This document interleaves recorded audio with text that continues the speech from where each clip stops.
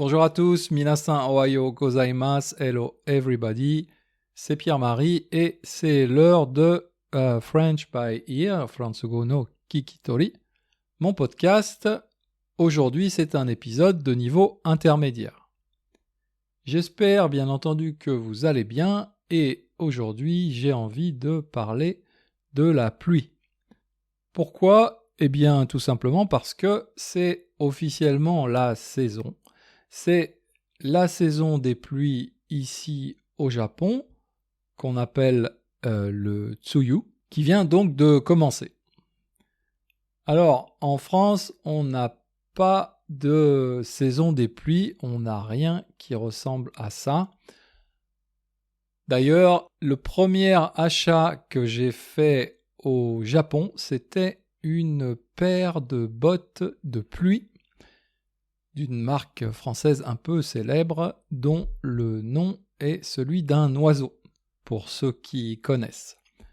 Bref, en 20 ans de vie à Paris, je n'ai jamais eu besoin d'acheter des bottes de pluie, mais pratiquement dès mon arrivée au Japon, je me suis rendu compte que c'était nécessaire parce que, eh bien, la saison des pluies, le Tsuyu, ça ne rigole pas. Comme on dit, ça veut dire que c'est un niveau assez sérieux. Alors en France, qu'est-ce qu'on a comme type de pluie ? Si on fait un peu le catalogue des pluies et donc du vocabulaire associé, on a par exemple ces petites pluies fines et en général très froides et qui durent assez longtemps en automne ou en hiver. Elles sont aussi souvent accompagnées de brouillard, donc ça on appelle ça la bruine ou le crachin. On a bien sûr les averses et les giboulées qui sont en fait des grosses averses. Une averse, qu'est-ce que c'est ? C'est quand il se met à pleuvoir très soudainement, de façon très forte, mais pendant un laps de temps assez court. Ça veut dire, en général, une averse dure quelques minutes, 10, 20 minutes peut-être, une demi-heure au maximum. Bien sûr, on a aussi les fameuses pluies d'orage, notamment en été et notamment dans le sud de la France. Les pluies d'orage, ce sont des pluies très violentes, on dit parfois des pluies torrentielles, qui sont bien sûr accompagnées d'éclairs et du tonnerre. Elles ont un avantage, c'est qu'elles rafraîchissent l'atmosphère. En été, vous pouvez avoir des journées très chaudes de canicule et aussi un peu humides, c'est-à-dire qu'on se rapproche un peu du mushi atsui japonais. Une chaleur lourde, une chaleur humide qui dure toute la journée et souvent, très souvent, c'est en fin d'après-midi ou dans la soirée que les orages éclatent. On dit éclater comme une bombe parce que, effectivement, ça peut être très violent, le ciel devient très noir et tout d'un coup, c'est comme s'il s'ouvrait en deux et là, l'orage tombe, les éclairs, le tonnerre et les pluies torrentielles. Personnellement, c'est bien sûr, si je suis à l'abri, un spectacle que j'aime bien regarder.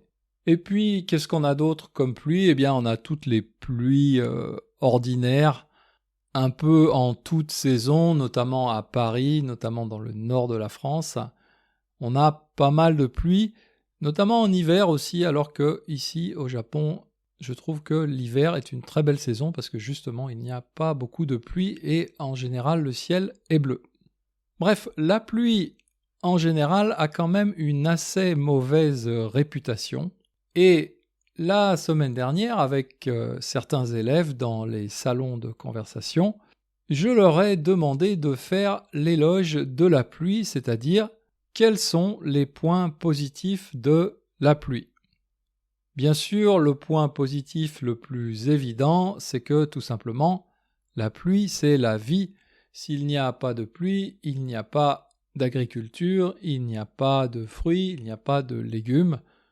Malheureusement, on est dans une période de changement climatique où il y a des périodes de sécheresse assez longues. C'était le cas par exemple l'an dernier, un peu en France, mais surtout dans le nord de l'Italie, qui est une région agricole très importante. Donc c'est dans ces moments qu'on comprend encore mieux le caractère vital de la pluie. Après, dans les différents points positifs de la pluie qu'on a trouvés, il y a eu des choses plus anecdotiques. Par exemple, certaines personnes ont dit « Ah, j'aime bien quand il pleut parce que enfin, je peux sortir mes belles bottes de pluie, mon bel imperméable ou mon beau parapluie, par exemple. » Un autre aspect un peu anecdotique aussi, c'est que quand il pleut, beaucoup de gens restent chez eux et donc il y a peu de monde dans les transports, il y a peu de monde dans les magasins. Et comme ça m'est arrivé récemment, en me rendant dans une boulangerie pas très loin de chez moi, de temps en temps, il y a des promotions et ce jour-là, j'avais pu acheter mon pain à moitié prix grâce à la pluie.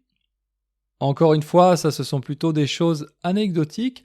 Par contre, quelque chose d'assez intéressant et tout le monde était d'accord là-dessus, c'est que en général, on aime le son de la pluie.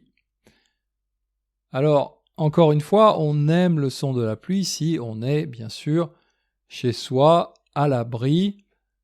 On aime écouter le son de la pluie. Et comme tout le monde était d'accord là-dessus, j'ai regardé un peu sur Internet pour trouver l'explication. D'après les scientifiques, on aime le son de la pluie parce que c'est un son relativement bas et très régulier et donc notre cerveau perçoit ce son comme non menaçant, c'est-à-dire que ce son n'est pas une menace, au contraire de bruits soudains comme je sais pas par exemple un accident ou un klaxon. Si une personne klaxonne dans sa voiture en bas de chez vous, ça va vous faire sursauter. Donc ça, c'est perçu par notre cerveau et notre système nerveux comme une agression. La pluie, c'est le contraire, c'est un bruit régulier. Et en plus, ça fait comme une sorte de tapis qui absorbe les sons soudains, les sons menaçants pour notre système nerveux. Donc voilà pourquoi tout le monde aime bien être tranquillement chez soi avec le son de la pluie en extérieur. Ça fait comme une période de repos, une sorte de méditation, et ça peut aussi aider à s'endormir. Personnellement, il y a un autre aspect que j'adore dans la pluie, et en fait, tout simplement, j'aime beaucoup la pluie, et souvent, quand il pleut, je vais justement sortir me balader parce que j'aime bien, comme les enfants, en fait, sauter dans les flaques.